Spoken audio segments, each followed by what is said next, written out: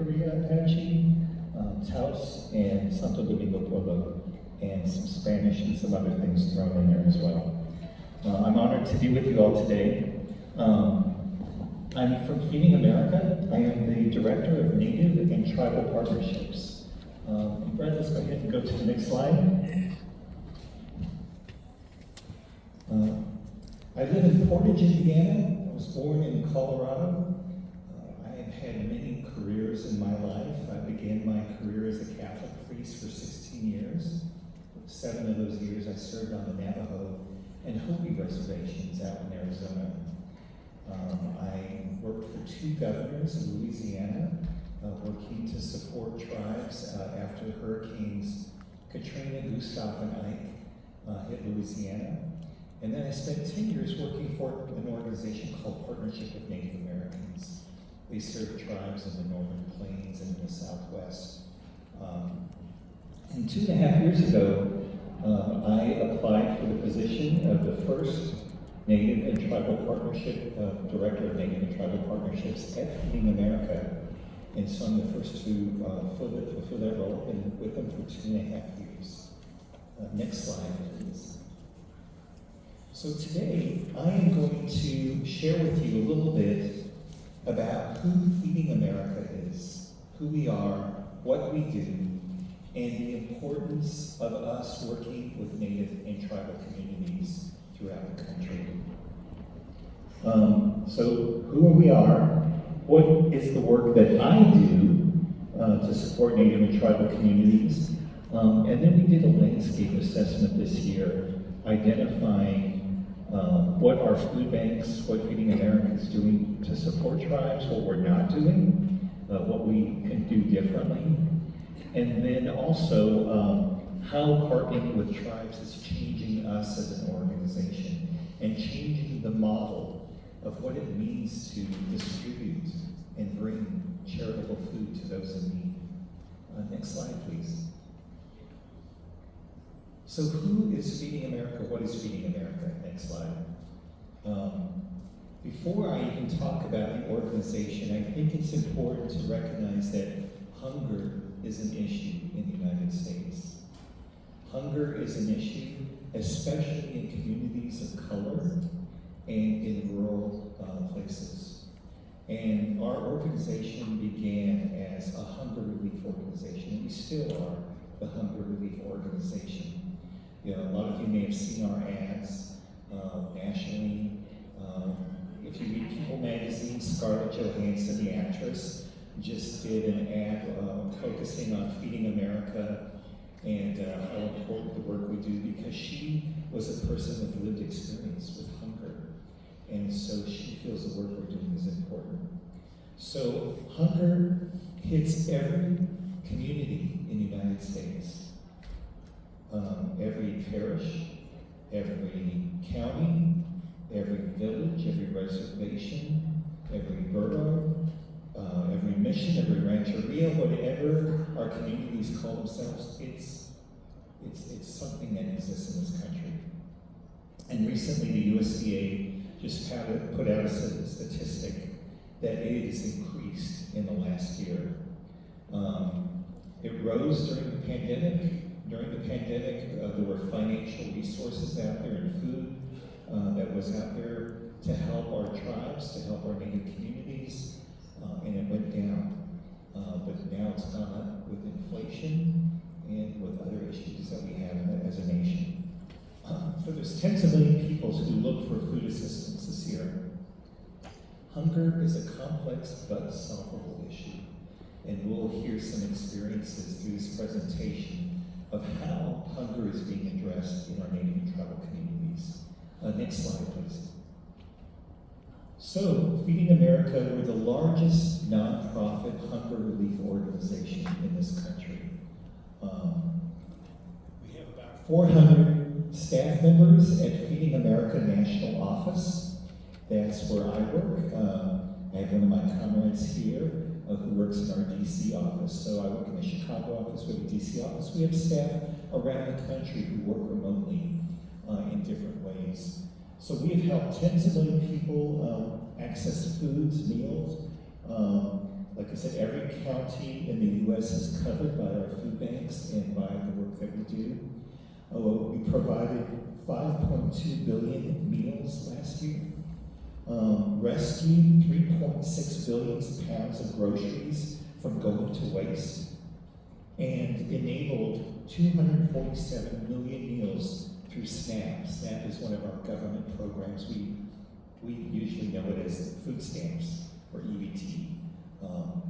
And so that's how many meals are left there. Next slide, please. So Feeding America, our national office, we are a network of food banks and partner organizations who provide hunger relief throughout the country. So we have 200 food banks around the country. We have 21 statewide food bank associations.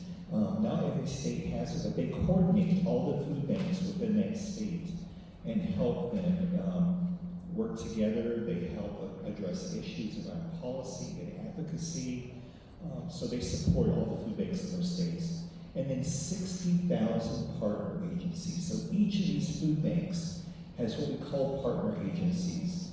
These are pantries, soup kitchens, homeless shelters, places that provide congregate meals or provide relief, hunger relief, maybe from a church parking lot.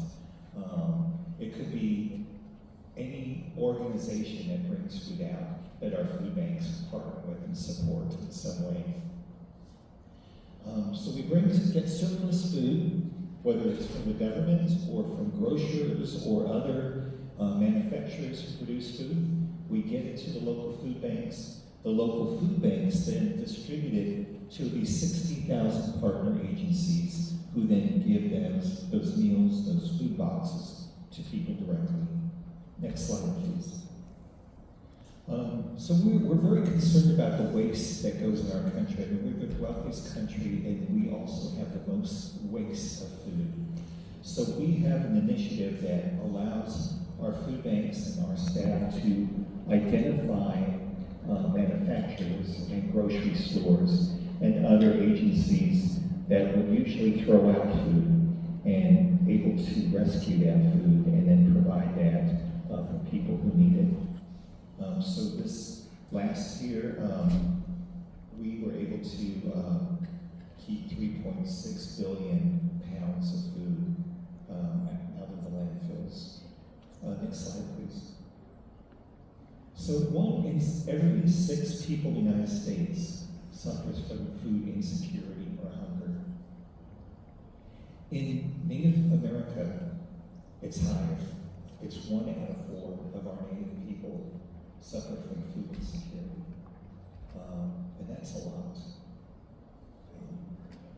13 million plus, and the recent document that just came out from USDA says it's now over 14 million people who suffer from food insecurity from this last year. 53 million people went out and received a food box or received some kind of food assistance this last year. Next slide, please.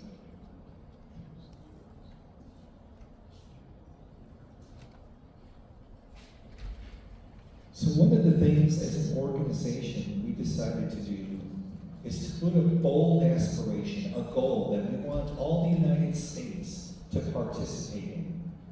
And that goal is to reduce hunger from half, to reduce it to half the rate. We want to see every community and each person have the access to the food and resources they need to thrive, to be healthy. And reduce the insecurity rate by 5% by 2030, and by half in race and place. Next slide, please. And so we're inviting you, it's called Catalyzing Movement, and there are a lot of organizations out there who are addressing this. And it's about how do we reduce hunger together. So here are some of the federal food programs that our food banks participate in. Many of them do. So the SNAP, which is a Supplemental Assistance Nutrition Program, again, food stamps, EBT cards. TFAP, the Emergency Food Assistance Program. This is a food box commodity that is given out to those in need. FDIPR is specifically for tribes. So the federal distribution program on Indian reservations, many tribes do manage those themselves, but there are some of our food banks who do manage FDIPR. Like in Alaska, our food bank there provides FDIPR for all 229 villages, communities in Alaska. And then we have the commodity supplemental food program as well. Next slide, please. So, what is it the work that, why was I hired? What is the work I'm doing at Feeding America? Next slide, please. So there's a number of priorities that I have. One is to partner with other Native American serving organizations out there who are doing work, and National Congress of American Indians are concerned about food insecurity. The Intertribal Agricultural Council is concerned about food insecurity. The Indigenous Food and Agricultural Initiative out of Fayetteville, Arkansas is concerned about this.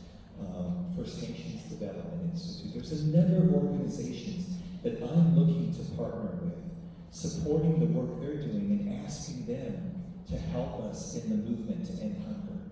Because we can't do this by ourselves, but together we can. We can fight insecurity and reduce hunger rates in the United States. Yeah.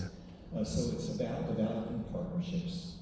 One of the other projects I had when I came aboard was to find out what Feeding America and all our food banks are doing to support and partner with tribal communities, and we will see some of the results during this presentation. And then to provide strategic technical support to our food banks who are partnering with tribal communities. Some of them have reached out to me and said, listen, the contact we had on the reservation, they're no longer there, or they got sick, so we don't know who to contact. No one's returning our calls. And of course, in Indian country, it's all about who you know, and you have to build a relationship in person. Sending an email or just a phone call, cold call does not work in Indian country. You've really got to meet people person to person. So helping our food banks to navigate how to partner well with our Native communities. Next slide, please. The other thing I did this last year with our disaster services team at Feeding America is to pilot a project called Natives Prepared. What this does, a lot of our tribes who experience natural disasters, we have to wait for outside help to come in. Whether it's through FEMA, the Red Cross, Salvation Army, it's like we feel helpless many times when disaster strikes. So what this program does, it supports communities to develop a plan, disaster preparedness plan, so they can respond to their own disasters. But it includes a food sovereignty piece that allows them to have access to food, whether they grow it or source it from outside and able to supply it. So when disaster strikes, they can feed their own community members and not have to wait for the Red Cross or Salvation Army to come in to feed them. They can feed their own people with foods that are important to them. So it's to create a disaster plan that includes food sovereignty, so tribes are self-sufficient. They have people trained to how to build shelters, how to do first aid and CPR. They have people who are well equipped to be able to be an emergency manager. That they have a snow plow when a blizzard comes through to clear the roads. That they have a warehouse to store the food. That they have people who are trained in knowing what to do to help their own people. So that's just a pilot project. We have 5 nations, tribal nations, who are involved with this, partnering with 5 of our food banks. So very excited. It just is underway. They're creating their plans as right now, and then they'll be implementing their plans in the next 2 years. I also work on championing issues and initiatives that are important to our Native communities. So being a sponsor for this event is important about promoting culture, promoting things that are going on in our communities, bringing people together, convening, talking about important issues. So being sponsors for convenings and events is really important. Addressing local, state, and federal policies that impact our Native nations from getting food.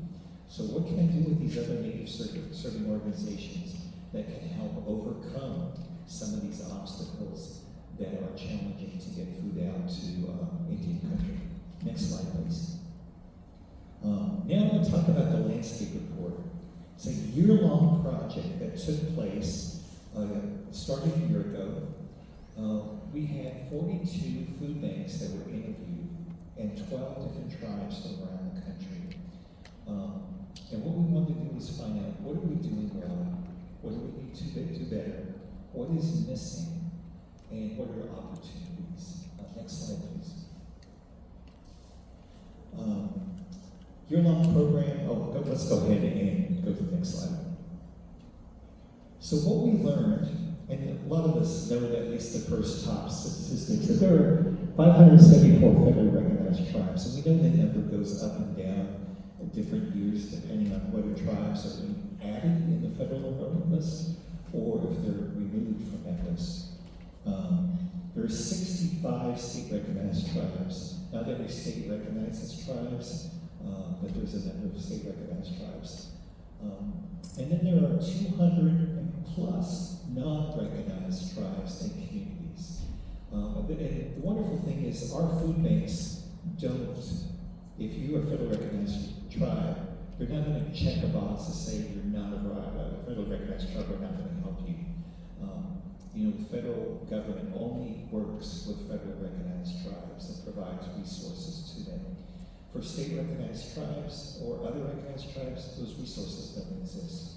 So fortunately, our food banks don't make that determination. They don't reject requests from Native communities who are in need, even if they're not federally recognized. One of the things we learned is that there are 84 of our 200 food banks that share geography with tribes. Some of our food banks cover a whole state. For example, Alaska, we have one food bank in Alaska that serves 229 of our Alaskan communities.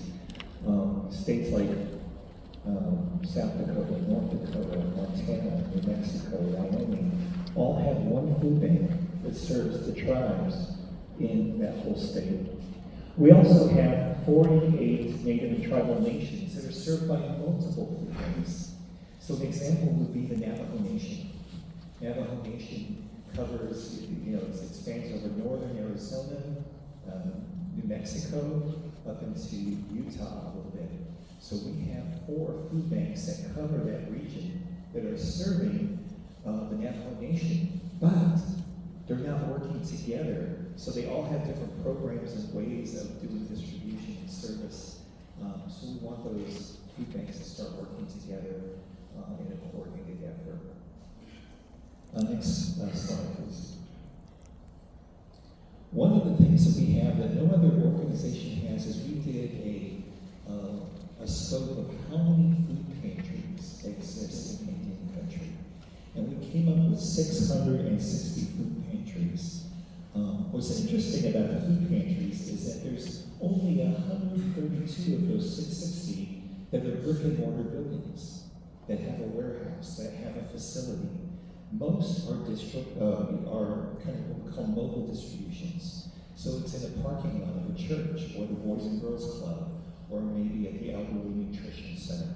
So most of the food pantries that exist do not have an operational facility.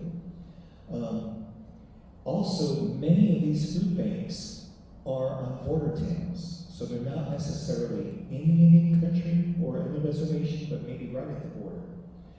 So places like Rapid City, South Dakota, Gallup, New Mexico, Flagstaff, Arizona, places like that where they're border cities, and there's a lot of pantries that serve tribes in that area. Next slide, please. Another thing that we learned is that we have a handful of food banks who are very good at partnering with our Native and tribal communities. They have people who are members of their board. They have tribal advisory committees who give them advice on what Native communities are looking for around food distribution. They have people on their staff who give input.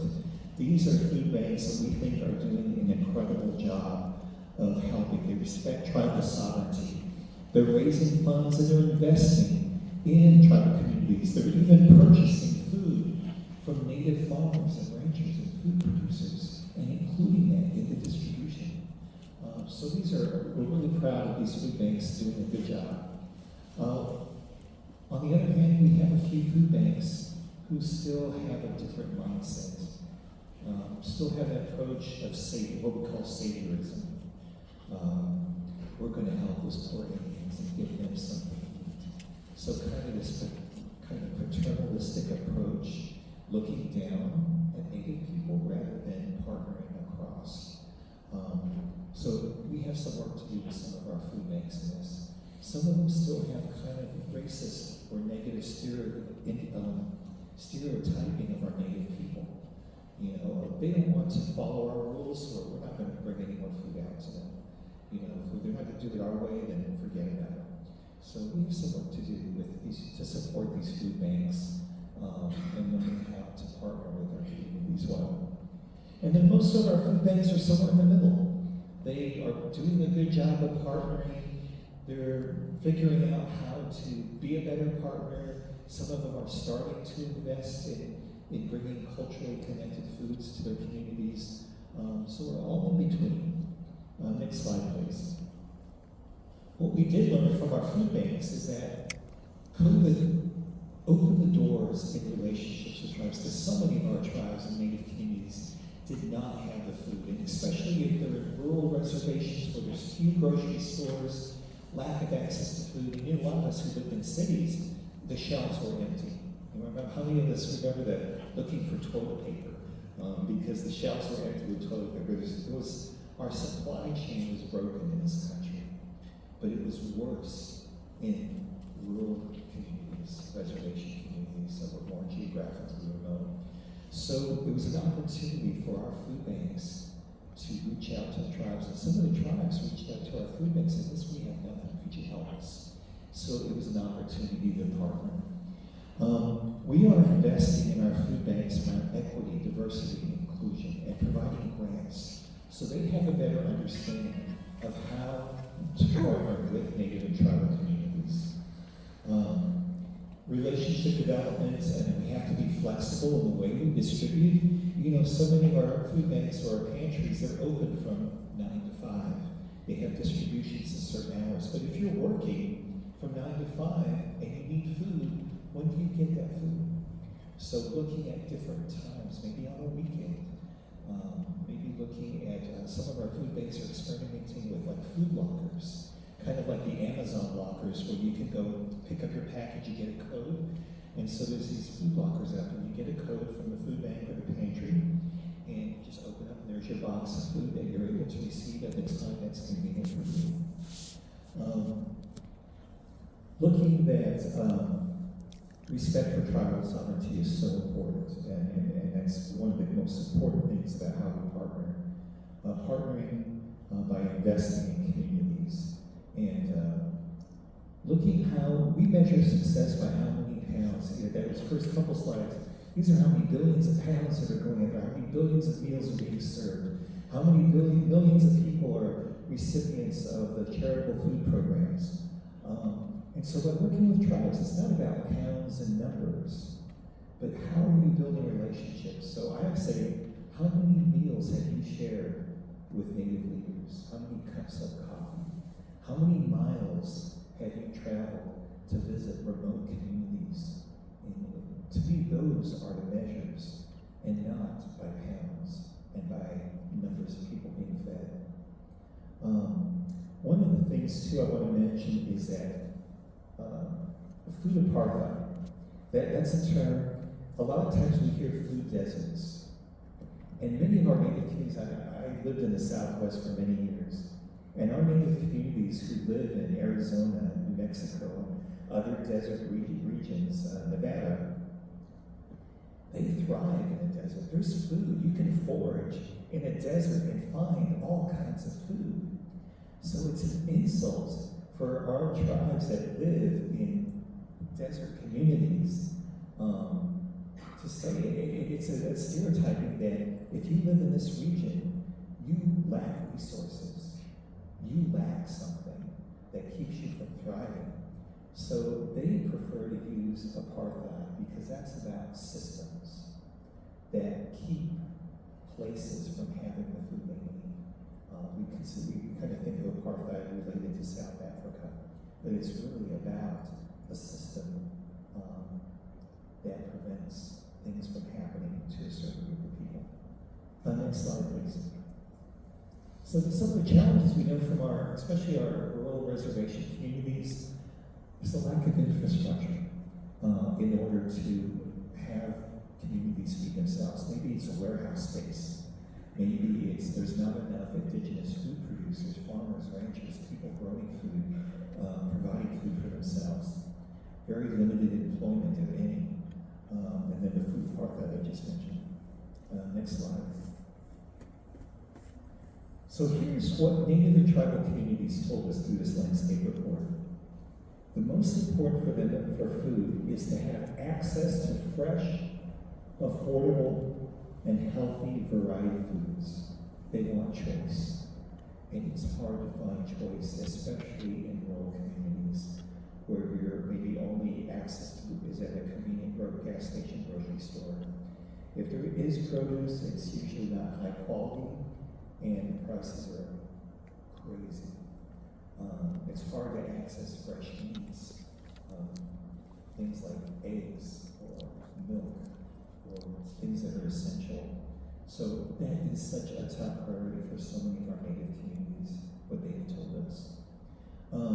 Distance and transportation is a huge issue in getting to food distributions. A lot of times our Native people will go and pick up food boxes, not only for themselves, but for their neighbors who maybe don't have a vehicle, or for their family, extended family. So we have to really think about transportation and where we do distribution so people can have greater access to that.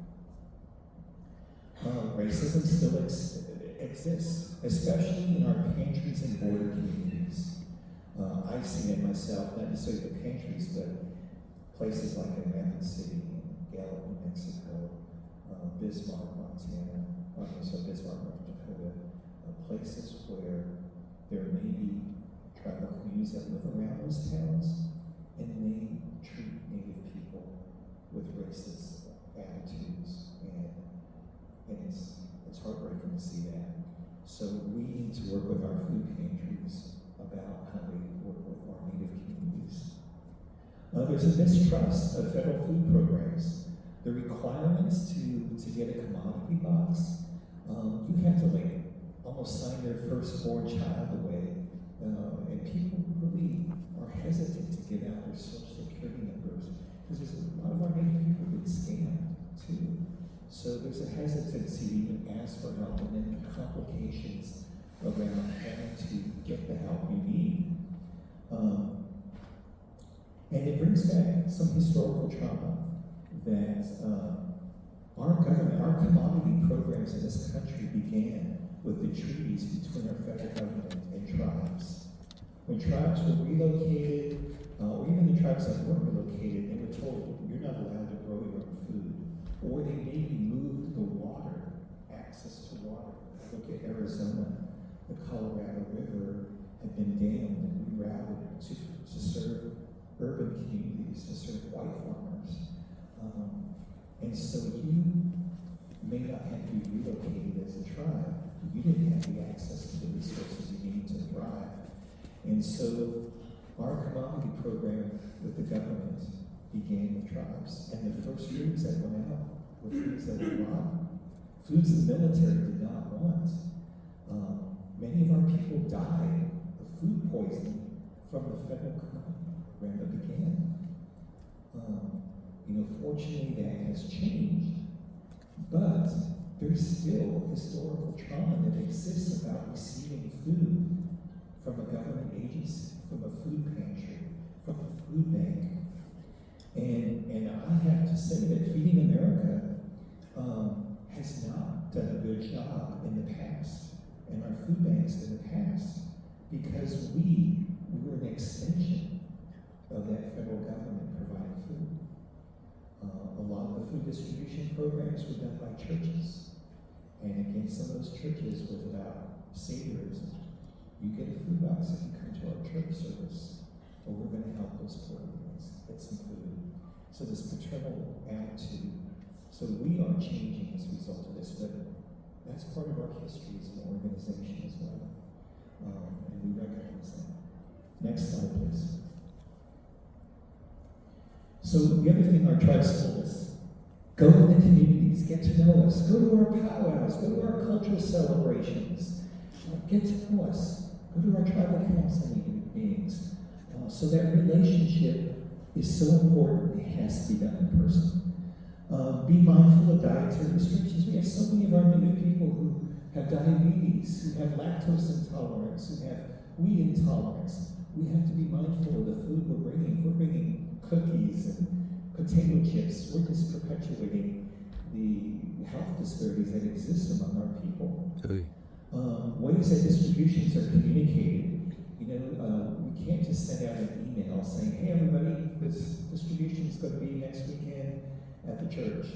We need to find how Indian country communicates with each other. I know on Facebook, that's how I know what's going on in Indian country, what people are posting, what's going on there. Maybe a lot of our rural reservations still use radio. And you listen to the radio and announce the distributions there. So whatever the way that our native communities communicate with each other, that's the way we need to communicate when distributions take place. Listen to our people, listen to what they say. Appreciate and respect our culture, history, and tribal sovereignty. And every tribe, every community is different. And we have to get that Western thinking, they all live in teepees, So we're learning, and this is what tribes are telling us. Next slide, please. Here are some obstacles that we found out too. There is an IRS tax policy that exists called the extended tax credit. And for any major grocery store, chain, manufacturer who wants to donate food, and this is like high quality food, not just dented cans or expired cans of food, the high quality stuff, they get an extended tax credit. But what the government says is that you can only distribute that food through a 501c3 nonprofit or a faith-based church organization, which means our tribes do not get direct food, donated food, either from our food banks or food pantries, because there's no 501c3. So our food pantries have to do that on behalf of the tribes. Some of our food banks, what they've done is extended their own 501c3, and we will use our 501c3 to bring food out to tribal communities. He said this is donated food, not commodity foods or foods that are purchased, so just donated food. And what we